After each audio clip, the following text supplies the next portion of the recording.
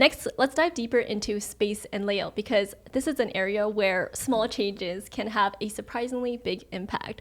So for those who don't know, can you explain what is slotting and why does it matter so much for efficiency? So slotting is basically putting product where it makes the most sense for optimal flow. And so if you think about if you're going to make hot dogs, right? Mm-hmm. So ketchup, mustard, relish. Hopefully those are all on the condiment aisle, right? It would be very inefficient for them to be at 3 different parts of the warehouse. Right. So that's an example of being efficient. And I could tell you one time they got me on the impulse aisle in a grocery store with the s'mores. They put the marshmallows, the Hershey's, and the graham crackers all at the end cap. And I said, man, they made it too easy for me to buy this. It was just too efficient of a decision to make, so we ended up having s'mores that night. So when a business is thinking about where to put things, you kind of mentioned it, but what should they be thinking about? What's the closest point to outbound?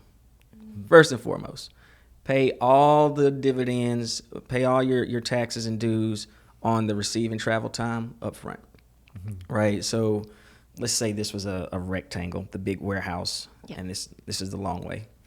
If my inbound is on this side and my outbound's on that side, when I take product off of the truck, I want to get it all the way down here as close to this door as possible and fill my aisles up from here going this way. So I've seen some people say, oh man, we're crushing it. Inbound's crushing it. You come right off the truck and put it all right here. And then you lose all of it because you pick one pallet all the way to the door, all the way back. Right. Yeah. So that's an example right there. Mm-hmm. So is there a quick way of doing like a slotting audit if you don't, say you don't have the resources to bring in a consultant? Like what would something like that look like? Well, there are 2 very good ways. The first one is if you go out yourself and you can see what's covered in dust. A full pallet, hasn't been touched, dust. If the product's turning, it doesn't have time to get dust. That's one. The second way is in peak season. I love this because everybody comes out to the floor to help. It's all hands on deck. Everybody rolls up their sleeve. And there are 2 types of people in life.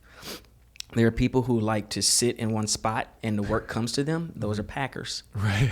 And then there are people like, hey, look, I want to move about. Yeah. Those are the people that say, I'm going to put you in picking.